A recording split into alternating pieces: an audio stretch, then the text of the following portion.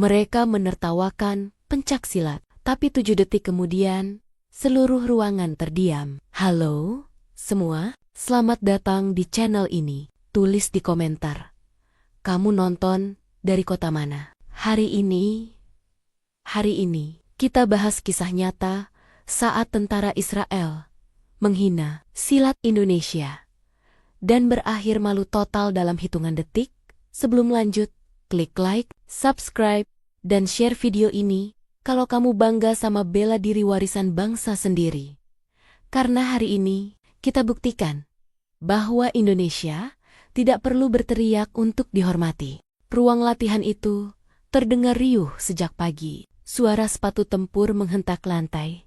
Bau keringat bercampur dengan aroma logam dari peralatan latihan. Sebuah pelatihan militer internasional digelar di sebuah markas gabungan yang mempertemukan pasukan dari berbagai negara. Amerika, Israel, Korea Selatan, Jepang, Australia, dan Indonesia.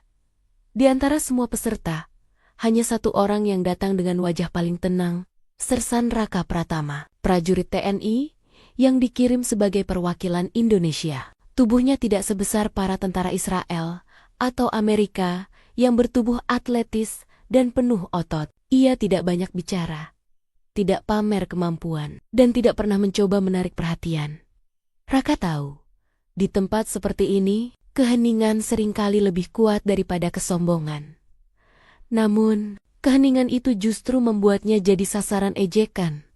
Saat sesi latihan pemanasan dimulai, setiap peserta diminta menunjukkan teknik bela diri dasar dari negara masing-masing. Pasukan Jepang memamerkan karate, Korea mempertunjukkan taekwondo, Israel menampilkan Krav Maga dengan gaya agresif dan cepat. Semua terlihat kuat, meyakinkan, dan penuh percaya diri. Lalu giliran Raka, ia melangkah ke depan. Tidak ada sorak, tidak ada tepuk tangan, hanya tatapan meremehkan. Sersan instrukturnya bertanya, "Silat, right? Show us." Raka mengangguk pelan, berdiri tegap, lalu mulai memperagakan jurus silek harimau, aliran yang mengalir dari tanah Minangkabau. Gerakannya bukan seperti pukulan keras atau tendangan tinggi. Ia bergerak rendah. Tubuh condong seperti binatang liar yang menunggu momen. Tangan membentuk cakar, mata fokus, langkah pelan, namun kokoh. Beberapa detik pertama, ruangan masih sepi, lalu terdengar suara tawa. Salah satu tentara Israel, tubuh besar, rambut cepak, sikap arogan, menirukan gerakan Raka sambil mengejek. "What is this? A chat dance? Is this how you fight? Like an animal?" Ruangan meledak tawa. Suara cemooh bercampur dengan ejekan dalam bermacam bahasa. "Is that martial art? That's not fighting. That's choreography. He moves like he's in a cultural festival." Raka berhenti, tapi tidak bereaksi, tidak marah, tidak membalas. Ia hanya menutup jurusnya dengan hormat. Tangan ke dada. Kepala menunduk pelan. Dan justru sikap itulah yang membuat tentara Israel makin berani merendahkan. Ia menirukan lagi, berguling ke lantai dengan sengaja, pura-pura seperti kucing yang jatuh teman temonia, bertepuk tangan, tertawa semakin keras. Raka mengangkat wajahnya, menatap mereka satu persatu, bukan dengan mata penuh amarah, tapi dengan tatapan dingin, stabil, dan sangat tenang, seperti batu karang yang tidak terpengaruh ombak. Dalam hati, ia berkata pelan, "Kalau bukan di sini, aku membela martabat bangsaku." Lalu, di mana lagi? Baginya, hinaan itu bukan soal pribadi, bukan soal dirinya sebagai prajurit, namun soal warisan leluhur yang diwariskan melalui darah, napas, dan tanah Nusantara. Silat bukan sekadar seni bela diri. Itu adalah identitas bangsa yang diukir dalam sejarah perjuangan, dari perjuangan rakyat melawan penjajah, sampai pertarungan batin seorang pendekar melawan dirinya sendiri. Tapi dunia tidak tahu itu, karena dunia tidak diajarkan untuk menghormati yang sunyi. Dunia lebih percaya pada suara yang keras, bukan pada gerak yang tajam. Dan di ruangan itu, pencak silat dianggap hanya sebagai pertunjukan wisata budaya, bukan seni bertarung. Instruktur gabungan melihat situasi mulai memanas. Ia melangkah maju dan berkata, "Save it for the sparring session. We'll see what works and what doesn't." Tentara Israel yang mengejek tadi langsung menyeringai, menunjuk Raka sambil berkata lantang, "I'll take him. I wanna see if that jungle dance can save him." Raka hanya menjawab singkat, "Saya terima." Tak ada emosi di suaranya. Tak ada ketegangan di wajahnya. Seolah ia sudah tahu apa yang akan terjadi. Di sudut ruangan, tentara Amerika yang memperhatikan sejak tadi berbisik ke rekannya, "I don't know, man. The quiet ones are usually dangerous." Rekannya hanya tertawa. "Dangerous? He looks like a paid teacher." Tapi, kalau mata mereka jeli, mereka akan melihat sesuatu yang berbeda pada Raka. Cara ia berdiri, cara ia bernapas, cara ia mengamati ruang di sekelilingnya. Ia tidak sedang gugup, ia sedang mengukur jarak, membaca ritme, dan merasakan energi lawan. Karena silat bukan soal mengalahkan, silat adalah soal membaca kapan seseorang akan kalah. Bahkan sebelum ia menyadarinya sendiri. Dan di balik tatapan Raka yang sangat tenang itu, ada sesuatu yang jauh lebih berbahaya daripada otot, senjata, atau teriakan. Kesabaran. Sebab dalam ilmu silat, yang menang bukan yang paling kuat, tapi yang paling tenang saat waktunya datang. Dan waktunya tinggal menunggu satu peluit. Peluit belum ditiup, tapi tensi di dalam ruangan sudah berubah. Suara tawa yang tadi meremehkan, kini berubah menjadi sorak-sorai penuh tantangan. Seperti penonton yang menunggu hiburan dari seorang atlet yang dianggap lemah. Di tengah ruangan latihan, yang lantainya dipenuhi bekas sepatu tempur dan serbuk kapur, dua orang berdiri saling berhadapan. Di satu sisi, Raka Pratama, tubuh sedang, wajah tenang, sikap tertutup, tangan tidak mengepal, tidak ada otot mencolok, tidak ada pose siap bertarung, tidak ada sorakan dari rekan satu negaranya, yang tampak hanya ketenangan seorang petarung yang tidak perlu membuktikan apapun, kecuali ketika dipaksa. Di sisi lain, Eitan Barak, tentara Israel yang sejak awal paling vokal mengejek. Tubuh tinggi, bahu lebar, syarat latihan militer keras mantan Krav Maga unit, terbiasa menjatuhkan lawan dengan pukulan cepat, kunci leher, dan serangan mematikan ke titik vital. Ia tidak hanya merasa kuat, ia benar-benar yakin silat tidak punya peluang. Instruktur berdiri di antara mereka. "This is sparring. No weapons. No lethal strikes. Control your hits. When I say stop, you stop. Understood?" Ethan mengangguk cepat. Raka hanya menunduk pelan. Lalu instruktur mengangkat tangan. Semua menunggu satu hal. Peluit, dan saat PR3T terdengar, waktu seolah berhenti, detik satu Ethan langsung maju dengan langkah agresif, seperti banteng yang menyerbu. Tangannya mengarah ke kerah Raka, ingin menarik dan mengunci lehernya. Teknik pembuka khas Krav Maga. Raka tidak mundur. Ia hanya miring sedikit, membuat jarak terasa mustahil dihitung dengan mata biasa. Tubuhnya seperti air yang mengalir, bukan menahan, tapi menghilang dari jalur serangan. Detik dua serangan pertama meleset, Ethan mengencangkan rahangnya, langsung meluncurkan pukulan kanan ke arah wajah Raka. Pukulan keras, berat, cepat, namun Raka tidak menahannya. Ia justru melangkah ke depan, melawan arah pukulan dan meraih pergelangan. Tangan lawan seolah memegang benda rapuh. Sentuhan itu tenang, namun di balik ketenangan itu tersimpan teknik ratusan tahun yang lahir dari medan perang. Detik 3, dalam satu gerakan halus, Raka memutar pergelangan Ethan ke dalam, mengunci sendi, membuat otot besar yang tadi terlihat menakutkan berubah tak berguna.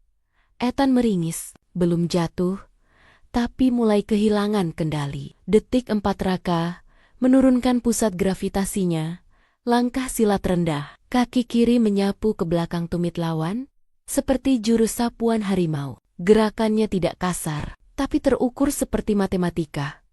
Tubuh Ethan kehilangan keseimbangan, mulai jatuh, mulai sadar bahwa sesuatu yang ia pikir tarian, ternyata tepat sasaran seperti pisau bedah. Detik 5, saat tubuh Ethan mulai roboh, Raka menahan jatuhnya. Tapi bukan untuk menolong. Tangan kanannya masuk ke celah ketiak lawan, memutar, lalu mengunci sendi bahu dan lengan dalam satu tekanan yang tak bisa dilawan. Sendi itu berbunyi kecil, ruangan langsung hening. Bukan suara tulang patah, tapi suara kesadaran. Detik 6 Raka menunduk sedikit, tidak seperti pemenang. Justru seperti seseorang yang sedang merawat lawannya agar tidak terluka terlalu parah. Ia membisikkan pelan dalam bahasa Indonesia. Ini baru permulaan. Kalau kamu masih mau meremehkan, tak ada yang mengerti kecuali dirinya sendiri. Tapi nada suaranya penuh belas kasih, sekaligus peringatan. Detik 7 Ethan sudah tak bisa bergerak. Nafasnya memburu, matanya melebar. Bukan karena sakit, tetapi karena apa yang ia alami tidak masuk akal bagi logika kekuatan fisik.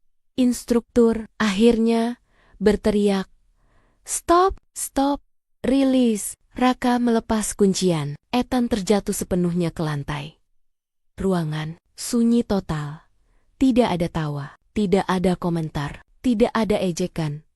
Hanya suara napas dan rasa malu yang menempel pada wajah mereka yang tadi menertawakan. Beberapa tentara mulai berbisik, "That was fast. Did you see the control? He didn't even hit him." Ethan memaksa bangun, menatap Raka dengan wajah berubah.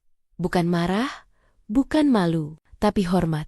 Ia berkata pelan, dengan suara yang hampir hilang, What was that move?" Raka menjawab singkat, "Pencak silat dari Indonesia," dan kalimat itu terasa seperti tamparan paling sopan dalam sejarah. Hening, bukan hening biasa, tapi hening yang lahir dari sesuatu yang baru saja menjungkir balikan. Keyakinan banyak orang, ruang latihan yang tadi dipenuhi tawa, sorakan, dan ejekan, kini berubah menjadi tempat yang bahkan napas pun terasa terlalu keras untuk dikeluarkan. Semua wajah yang tadi meremehkan, kini diam. Bukan karena dipaksa, tapi karena mereka baru menyaksikan sesuatu yang tidak sesuai dengan logika mereka tentang kekuatan. Ethan Barak, tentara Israel yang tadi penuh arogansi, masih duduk di lantai. Tangan kanannya memegang bahu yang nyaris terkilir. Namun bukan itu yang membuatnya terdiam. Yang membuatnya tak bisa berkata apa-apa adalah kenyataan bahwa ia bahkan tidak sempat memulai perkelahian. Ia melihat ke arah Raka, pria yang tidak membalas ejekan, tidak marah, tidak menunjukkan kebencian, tidak sombong setelah menang. Pria yang berdiri seperti tak ada yang terjadi. Tidak ada kemenangan yang dipamerkan, tidak ada tepuk dada, tidak ada senyum merendahkan. Hanya ketenangan, seorang pendekar yang sudah terlalu sering bertarung. Bahkan, sebelum bertemu lawan.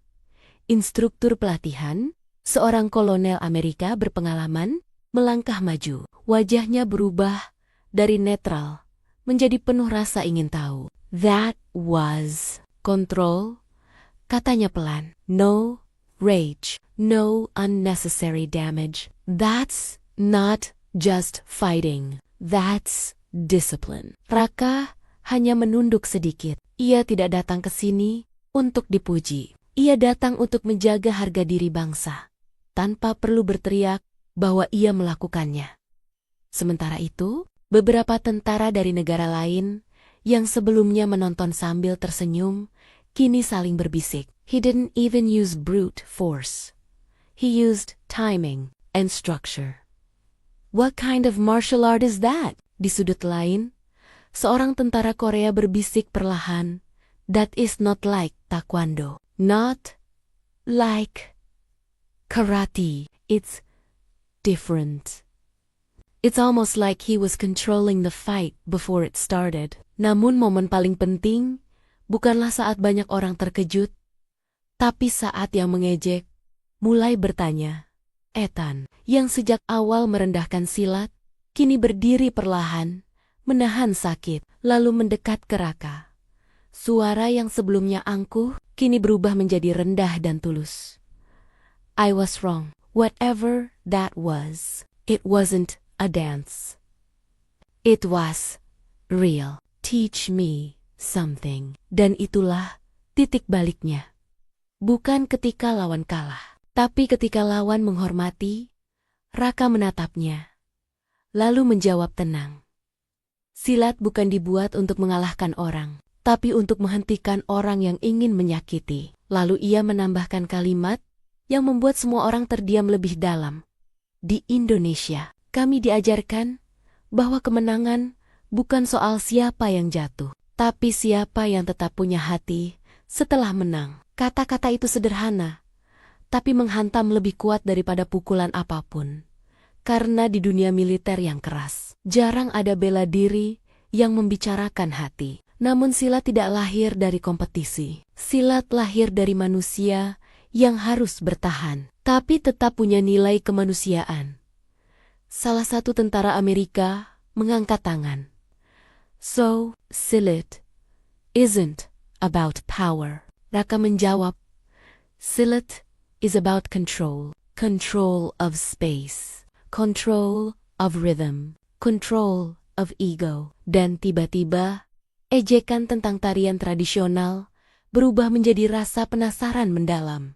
Salah satu tentara Jepang berkata, pelan, now I understand. Silat is not made for show. It's made for the moment when you don't have a second chance. Raka hanya diam, bukan karena ia tidak mau bicara, tapi karena Silat selalu mengajarkan.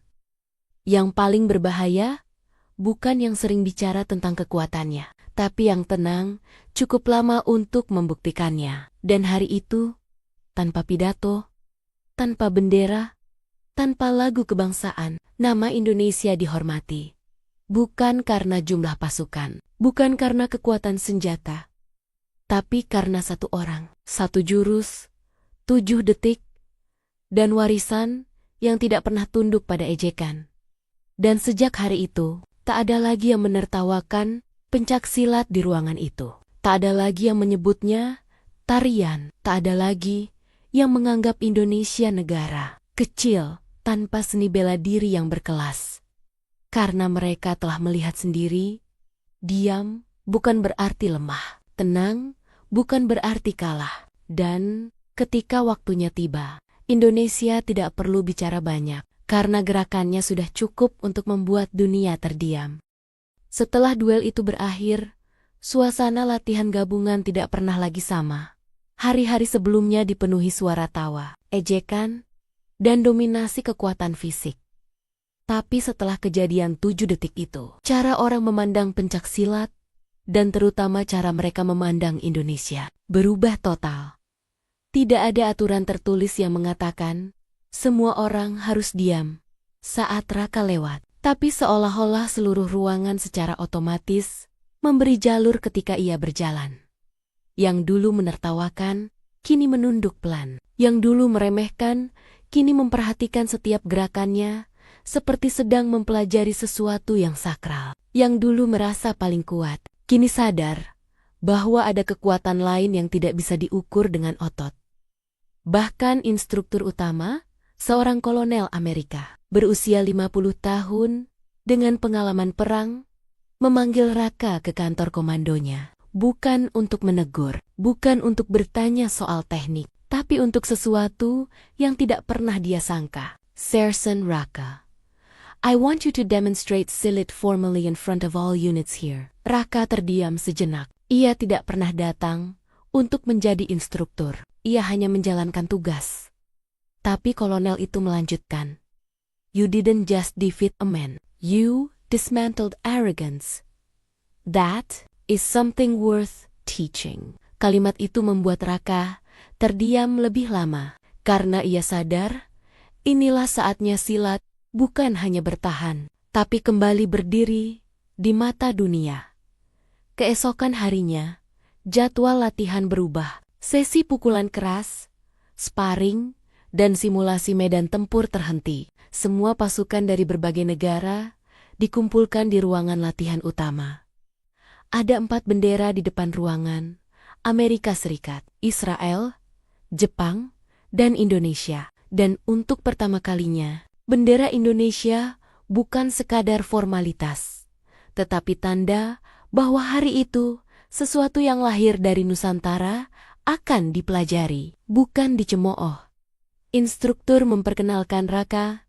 This is Sergeant Raka Pratuma. Today, he will teach you Pencak Silat, the martial art that defeated one of our strongest fighters, without causing serious injury and without a single punch. Sebagian tentara saling pandang, bukan karena ragu, tetapi karena mereka ingin tahu. Raka berdiri di depan. Ia tidak membuka pelajarannya dengan gaya pamer. Tidak ada aksi salto, tidak ada tendangan tinggi, tidak ada teriakan. Justru sebaliknya, ia berdiri tegap, menyatukan tangan di depan dada, dan berkata, "Before silat teaches how to hit, silat teaches how to breathe." Semua terdiam. Before silat teaches how to defeat, silat teaches how to respect. Tidak ada tepuk tangan. Bukan karena tidak menghargai, tetapi karena kata-kata itu seperti langsung menusuk ke dalam hati yang selama ini sibuk membuktikan kekuatan dengan kekerasan. Raka lalu bergerak, perlahan, seperti angin, seperti air yang mengikuti bentuk wadahnya. Setiap gerakan terlihat sederhana, tetapi terasa penuh makna. Dan barulah mereka sadar, silat bukan seni bertarung yang diciptakan untuk memamerkan kekuatan. Silat adalah seni bertahan hidup yang lahir dari tanah yang terlalu sering ditindas, tapi selalu menemukan cara untuk bangkit tanpa kehilangan jiwanya. Setelah sesi selesai, beberapa peserta mendekatinya.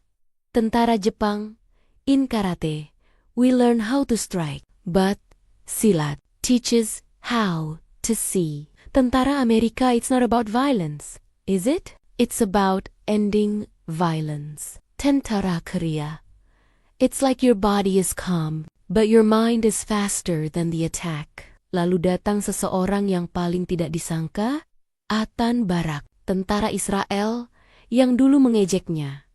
Ia tidak datang sebagai musuh, tidak juga sebagai korban. Ia datang sebagai seseorang yang telah berubah. 7 seconds.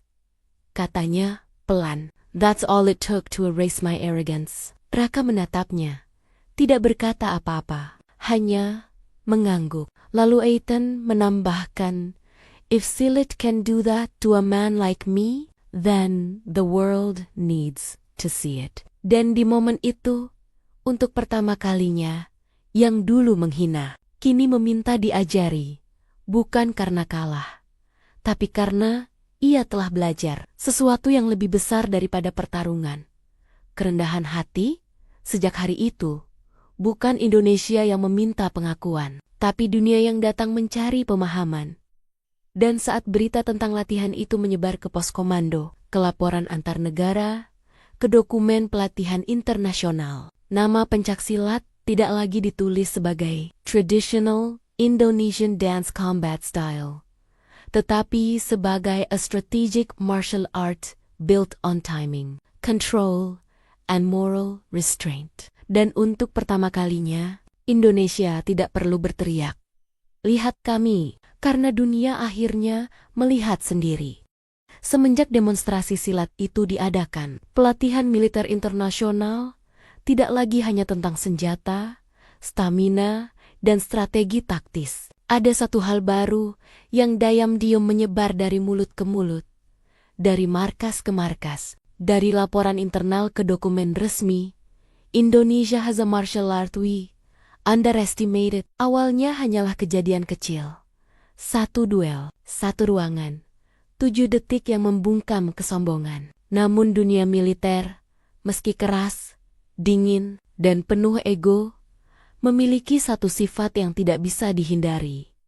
Mereka selalu mencari apa yang efektif dan silat tanpa pernah dipromosikan. Menjawab pertanyaan itu dalam diam.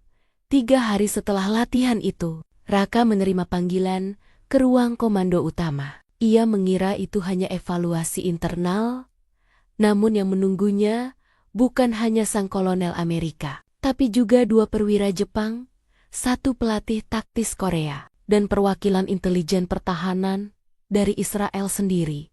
Di atas meja ada sebuah dokumen dengan sampul tebal bertuliskan Request for Tactical Cultural Exchange. Indonesian Pencaksilat Program Raka membaca perlahan. Isinya bukan sekadar undangan, bukan sekadar laporan, tapi permintaan resmi, termasuk permohonan pelatihan lanjutan untuk pasukan elit. Sang kolonel berbicara pertama, Sergeant Raka, this request is not just from us. It's from multiple countries in this program. They want a formal SILAD, instructor exchange, with Indonesia. Raka terdiam. Ia bukan diplomat. Ia bukan duta besar bela diri. Ia hanya prajurit yang menjalankan tugas. Tapi hari itu, ia sadar. Diamnya seorang pendekar bisa mengubah persepsi lebih cepat daripada ceramah yang panjang. Ethan, yang dulu mengejek, kini berdiri sebagai salah satu pengusul program, ikut bicara. I used to think strength was measured by fear, but Silat showed me strength in restraint. We need that. That, Tia, the world needs that. Raka tidak menjawab, karena silat mengajarkan satu hal yang jauh lebih dalam, bahwa kebenaran tidak perlu terburu-buru untuk dimengerti. Kabar itu akhirnya sampai ke Indonesia, melalui berkas laporan resmi, kemudian melalui markas TNI, lalu seperti angin menyebar ke ruang latihan silat di kampung-kampung, perguruan-perguruan tua, dan para pendekar yang tak pernah dikenal publik. Mulai dari perguruan di Jawa Barat, padepokan di Minang, perguruan tua di Madura, hingga padepokan di Banten dan Sulawesi, para guru tua mengangguk pelan, seolah berkata, akhirnya dunia melihat apa yang tidak pernah kami pamerkan. Tak ada pesta, tak ada sorak-sorai, karena dalam budaya silat, pengakuan bukan tujuan. Yang penting adalah warisan itu terus hidup tanpa kehilangan ruhnya. Sementara itu, di negara-negara peserta, laporan dari latihan itu mulai masuk ke markas besar. Laporan militer Jepang. Pencaksilat techniques demonstrate superior adaptability in close quarter. Sudden engagements. Laporan Korea Selatan. Unlike most martial arts focused on score-based aggression, Silat offers control-based tactical suppression. Laporan Amerika Serikat Silut represents a blend of cultural intelligence and non-lethal efficiency. Potential inclusion into peacekeeping training syllabus. Dan laporan Israel, yang paling tidak disangka Silat, prove that combat superiority is not always physical, but psychological, structural, and spiritual. Tidak ada yang menyangka bahwa sesuatu yang pernah disebut tarian lucu dari Indonesia akan masuk ke laporan militer. Negara-negara yang dulu meremehkannya, tidak ada yang menyangka bahwa seorang prajurit yang datang sendirian, tanpa promosi, tanpa dukungan media, tanpa gelar juara dunia, justru membuka jalan yang tidak bisa dibuka oleh propaganda atau pidato kebangsaan. Dan semua itu terjadi bukan karena Raka ingin dihormati, bukan karena ia ingin terkenal, tapi karena ia menjaga satu hal yang tidak bisa dibeli, martabat leluhur. Hari terakhir latihan. Sebelum kembali ke Indonesia, Raka berjalan keluar barak ketika seorang tentara muda Amerika menghampirinya. Sergeant, can I ask something? Raka menoleh, mengangguk. Why didn't you get angry when they mocked your martial art? Raka tersenyum kecil. Senyum yang tidak sombong, tapi penuh kedalaman. Karena Kalau aku marah, aku membenarkan apa yang mereka pikirkan. Lalu ia menambahkan prosesinya. Diam itu bukan lemah. Diam itu ruang untuk membuktikan. Dan tentara muda itu pun mengangguk. Bukan karena ia mengerti sepenuhnya, tapi karena ia tahu itu bukan sekadar jawaban, tapi pelajaran. Hari itu, Raka pulang bukan membawa medali, bukan membawa piala, bukan membawa gelar. Ia pulang membawa sesuatu yang lebih berharga. Rasa hormat yang tidak diminta, tapi datang sendiri. Bukan kepada dirinya, tapi kepada bangsanya. Pesawat militer yang membawa Raka mendarat di tanah air, tanpa seremoni besar, tanpa karpet merah, tanpa kamera wartawan. Tapi ia tahu, sebuah pintu yang selama ini tertutup bagi pencaksilat, kini perlahan mulai terbuka. Bukan karena suara yang keras, tapi karena diam yang membuktikan dirinya. Sementara dunia di luar mulai menuliskan nama silat dalam laporan resmi mereka. Tanah kelahiran silat tetap berjalan seperti biasa.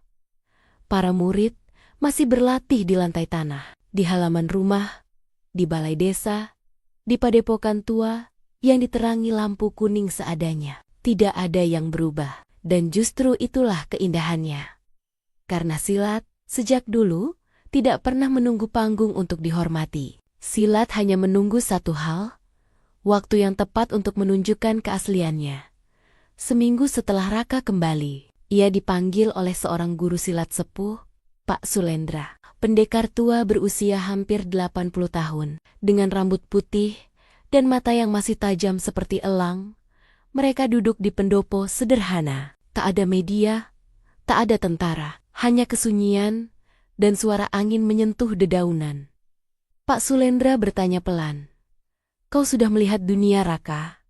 Lalu apa yang kau lihat?" Raka terdiam sejenak, lalu menjawab, "Saya melihat banyak orang kuat, Guru, tapi tidak banyak yang mengerti arti kekuatan itu." Sang guru tersenyum tipis. Senyum orang yang sudah terlalu banyak melihat manusia berebut kejayaan. "Dan apa arti kekuatan menurutmu sekarang?" Raka menunduk, lalu mengucapkan kote-kata yang lahir bukan dari pelajaran militer, tapi dari kejadian 7 detik yang mengubah segalanya. Kekuatan bukan untuk membuat orang takut, tapi untuk membuat orang berhenti menyakiti. Sang guru mengetuk tanah dengan tongkatnya. Pelan, tapi menggetarkan. Itu silat. Bukan untuk dipuji, bukan untuk dipamerkan, bukan untuk menang, tapi untuk menjaga. Di momen itu, Raka sadar, ia tidak membawa silat ke dunia. Ia justru membawa dunia kembali kepada silat. Beberapa bulan kemudian, undangan dari berbagai negara mulai datang secara resmi. Program pertukaran pelatih, pelatihan silat untuk pasukan penjaga perdamaian, penelitian akademik tentang strategi pertarungan berbasis kontrol, bukan agresi, dan tanpa pernah meminta. Pencaksilat mulai dilihat sebagai ilmu seni bertahan hidup yang matang, bukan seni pertunjukan tradisional yang lucu. Namun Raka tahu satu hal, jika silat hanya dipelajari oleh militer, maka silat kehilangan separuh jiwanya. Karena silat bukan hanya gerak tubuh, silat adalah etika, kesabaran, kesadaran, kerendahan hati, dan hubungan manusia dengan ruang, waktu, dan Tuhan. Sebab itulah ia menolak menjadi influencer bela diri yang mengubah silat menjadi konten pamer teknik. Sebaliknya, ia memilih tetap mengajar silat di tempat yang sama dengan tempat ia dulu belajar. Tanah, bukan panggung. Lalu datang hari ketika ia berdiri di depan murid-murid baru, anak-anak muda yang masih polos, masih cerewet, masih belum mengerti apa itu kehormatan. Ia berkata kepada mereka, "Jangan belajar silat untuk merasa kuat, belajarlah silat agar kamu tidak perlu membuktikan kekuatanmu." Anak-anak itu belum mengerti sekarang, tetapi suatu hari, saat mereka tumbuh dewasa, saat dunia meremehkan mereka, saat mereka dihadapkan pada ejekan, ancaman, atau kesombongan, barulah mereka akan paham, silat bukan tentang bagaimana kau bergerak. Silat adalah tentang kapan kau tidak perlu bergerak. cerita ini tidak berakhir di panggung kemenangan. Tidak berakhir dengan sorak-sorai nasionalisme. Tidak berakhir dengan berita viral. Karena silat tidak pernah mencari akhir seperti itu. Yang dicari, silat hanyalah penerus yang mampu memegang warisan itu tanpa mengubahnya menjadi ego pribadi. Dan karena hari itu, satu orang menjaga warisan itu dengan tenang, maka hari esok, 1000 orang mungkin akan menghormatinya. Bukan karena kekuatannya, tapi karena ia tidak pernah memaksa dunia untuk percaya. Dunia hanya butuh waktu untuk melihat. Mereka menertawakan, karena mereka belum melihat. Mereka terdiam ketika akhirnya mengerti.